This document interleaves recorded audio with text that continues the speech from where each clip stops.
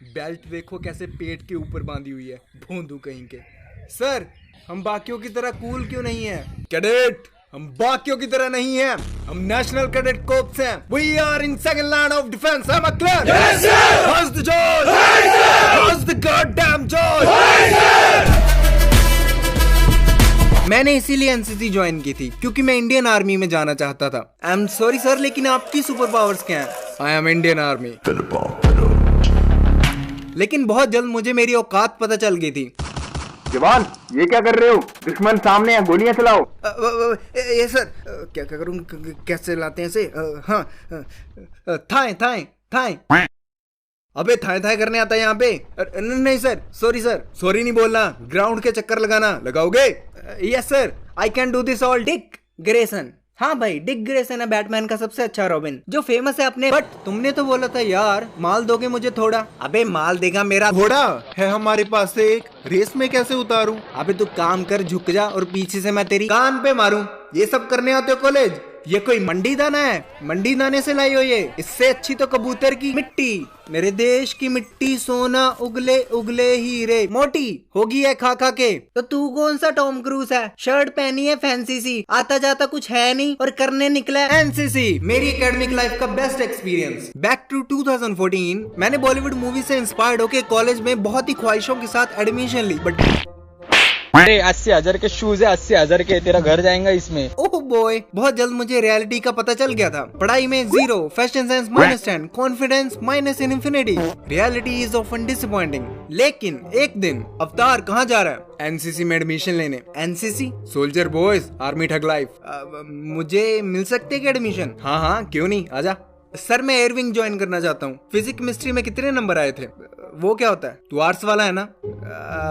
आपको कैसे पता? देख, इससे पहले मैं 2 गालियों को कंबाइन करके तुम्हारे सामने एक नई गाली पेश करूं। दफा। सर, ये आर्मी विंग में ज्वाइन करना चाहता है। ओह, तो पहले बताना था ना, वहाँ पे फॉर्म भरो। अवतार, थैंक यू सो मच मेरी हेल्प करने के लिए। रिमेम्बर दिस गाय जो मेरा ब्रेन वॉश किया करता था? मैं आज भी तुम्हारा दिया गया कतर का वो 1 दिनार अपने दिल से लगा के रखता हूँ। I love you my friend. Gay. In olden times. Women. In olden times. इंसान. In olden times. Sperm. In olden times. Atomic particles. In olden times. Conscious. In olden times. God. In olden times. Nothing. So form भरने के कुछ दिन बाद हमारा ground test हुआ, जिसमें pushup, situps, chinups, rope climbing and running थी। और इन सारे के सारे टेस्ट में मेरी परफॉर्मेंस सबसे बेकार थी, इसलिए उन्होंने मुझे रिजर्व स्क्वाड में डाल दिया। बड़ी कोई रेस नहीं थी, ये टेस्ट था विल पावर का। इसलिए जब हमें लास्ट टास्क मिला ग्राउंड के 5 चक्कर मारने का, बिना रुके बिना क्विट किए, तो वो मैंने कंप्लीट कर दिया। एंड सरप्राइजिंगली ये टेस्ट आधे से ज्यादा लोग कंप्लीट नहीं कर पाए। एंड अल्टीमेटली हार ना मानने की वजह से मेरी एनसीसी में सिलेक्शन हो गई। भाई, अब तो एनसीसी में सिलेक्शन हो गई, अब बस आर्मी में जाना है। आर्मी में जाके क्या करोगे? अपनी बीवी बच्चों को खत लिखेंगे, डियर माला, अपने आप को और बच्चों को मेरी तरफ से पप्पी देना। लेकिन भाई, मेरी तो शादी नहीं हुई, मैं किसे खत लिखूं? अपनी फ्यूचर वाइफ को लिख दे, मुझे क्या पता। Hello my loving future wife, hopefully तुम अपने करंट बॉयफ्रेंड के साथ एंजॉय कर रही होगी, जिसके साथ तुम शादी करोगी, ऐसा तुम्हें लगता है। लेकिन oh boy, I am gonna surprise you. जो कौन है योर बॉयफ्रेंड? शादी तो मैं ही करूंगा तुमसे। ओके, जोक असाइड, सीरियस बात करते हैं। माई लव, मैं तुम्हें जिंदगी भर के लिए ठूस ठूस के राशन खिलाऊंगा, उसके बदले में मुझे भी कुछ चाहिए ना? तो ज्यादा कुछ नहीं, बस जिस भी जनरेशन का लेटेस्ट प्ले स्टेशन चल रहा है वो ले आना। ऑब्वियसली मैं दहेज नहीं मांग रहा हूँ, बस एक छोटा सा गिफ्ट चाहूंगा तुम्हारी तरफ से। बाकी दहेज में तो मैं मारुति मांगूंगा। Regards your loving future boyfriend. तो जल्दी ही हमारी एनसीसी की क्लासेस शुरू हो गई, और यहाँ मैं चुटपुट बच्चों वाली जूनियर डिवीजन एनसीसी की बात नहीं कर रहा हूँ। हम छोटे छोटे बच्चे हैं, दांत हमारे कच्चे हैं, हम भी लड़ने जाएंगे, सीने पे गोली खाएंगे। एज यू फिश मदर ककर। मैं बात कर रहा हूँ रियल एनसीसी की, the senior division NCC, basically 13 साल के ऊपर के बच्चों के लिए। तो हर वीक सैटरडे को हमारी 6 घंटे की क्लास होती थी। वैसे एनसीसी में जनरली हफ्ते में 2 क्लासेस होती हैं 3-3 घंटे की, लेकिन हमारे कॉलेज ने दोनों क्लासेस को कंबाइन करके एक लंबी बड़ी 6 घंटे की क्लास बना दिया था, ताकि गन्ने का पूरा रस एक ही बार में एक ही समय पे निचोड़ा जा सके। बहुत ही घटिया एग्जांपल थी। तो मैक्सिमम लेक्चर्स अटेंड करने के बाद हम कॉलेज वॉशरूम्स में अपनी ड्रेस चेंज करके एनसीसी क्लासेस के लिए रेडी हो जाते थे। पहले 2 घंटे थ्योरेटिकल होता था। एंड लेट मी एक्सप्लेन, तुम जनरली अपनी क्लास में कैसे एंटर करते हो? मैं कमिंग मैम और मैं कमिंग सर, और क्या मैं अंदर आ सकता हूँ, राइट? लेकिन ओ बॉय, एक एनसीसी स्टूडेंट को क्लास में मारनी होती थी सुपर हीरो एंट्री। पहले सावधान, फिर मैं जॉइन सर। लिटरली भाई आसपास की 4 क्लासेस हिल जाती थी लाइब्रेरी तक। तो थ्योरी क्लास के बाद बारी आती थी ग्राउंड की। ग्राउंड में हमारे इंस्ट्रक्टर होते थे वो बड़ी बड़ी मूंछों वाले सूबेदार विद एएनओ मेजर सर और nationally acclaimed best senior cadets. तुम लोग को लग रहा होगा मैं बढ़ा चढ़ा के बोल रहा हूँ, बट नहीं, हमारे कॉलेज की एनसीसी पूरे डिस्ट्रिक्ट की बेस्ट एनसीसी मानी जाती थी। क्या किसी ने जाति बोला? Being truthful is injurious to health. मुझे फर्स्ट टाइम पता चला सावधान पे एक्चुअल में सावधान रहना होता है। हिल क्यों रहा था बे? सावधान पे हिल क्यों रहा था? बेल्ट ढीली क्यों है तेरी? चल ग्राउंड के फ्रंट रोल मार क्या। कसम से भाई, दोपहर में तपती धूप में जब मुझे वो फर्स्ट टाइम सजा मिली ना, मेरे शरीर में से मेरी आत्मा, मेरी सोल निकल गई। डैम, इसलिए आज तक मुझे कोई सोलमेट नहीं मिला।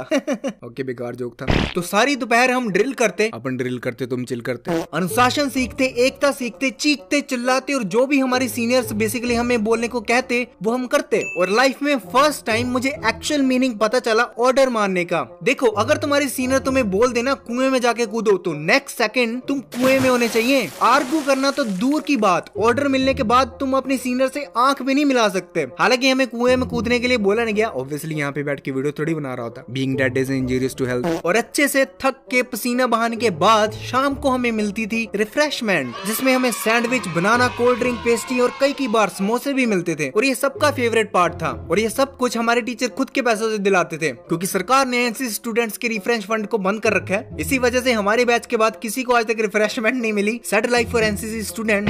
कोई ना भाई, टेंशन न ले, अच्छे दिन आएंगे। भाई ये तो मोदी जी ने बोला था। तो मोदी जी को जानता है? हाँ जानता हूँ, बिल्कुल जानता हूँ। अरे मोदी जी नमो। छोटू 2 कप चाय लेके आ।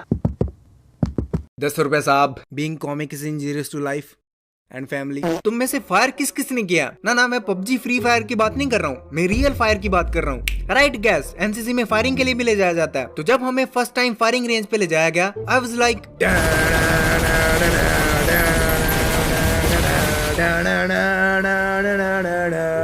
कुछ ऐसी इमेजिनेशन हम सबके दिमाग में चल रही थी। लेकिन जब हम वहां पे पहुंचे, भाई ये तो फुस्की बम से भी बुरा हाल है।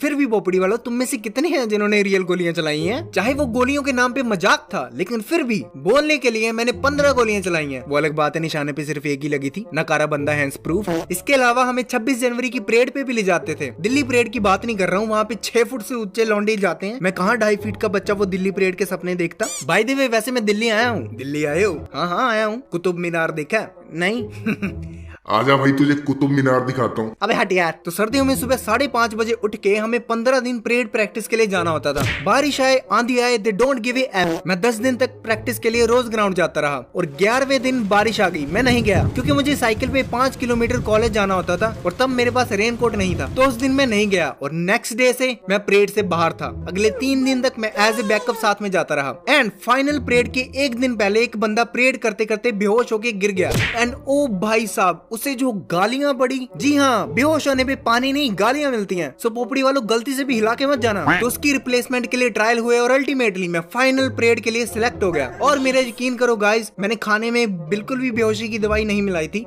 पक्का नहीं मिलाई थी, बिलीव मी है। बट भाई ऐसे हजारों लोगों के सामने पेट पे पेंट बांध के भोंदू जैसी फीलिंग नहीं आती। ना ना ना ना ना, गलती से भी पेट पे बेल्ट बांधने को भोंदूपना मत समझना, क्योंकि पेट पे बेल्ट बांधने से नंबर 1 आपकी रीढ़ की हड्डी सीधी रहती है, जिससे आपको बैक पेन की प्रॉब्लम नहीं आती। नंबर 2, आप बार बार अपनी ड्रेस एडजस्ट नहीं करते हो, इससे आपका 100% फोकस आपके काम पे रहता है। नंबर 3, आप कॉन्फिडेंट एंड टफ महसूस करते हो। नंबर 4, बेल्ट के रूप में आपके पास इक्विपमेंट रहता है, जिससे आप किसी भी राह चलती लड़की को अगर कोई छेड़ रहा है तो उसकी वहीं पे पिटाई कर सकते हो। और हो सकता है वो लड़की आपसे इंप्रेस होकर आपसे शादी कर ले। कल को आपके बच्चे होंगे जो रील स्वाइप करेंगे, पढ़ेंगे लिखेंगे नहीं, क्योंकि आप भी वही काम करते हो। तो आप अपनी उसी बेल्ट को निकाल के उन्हें सुधार भी सकते हो।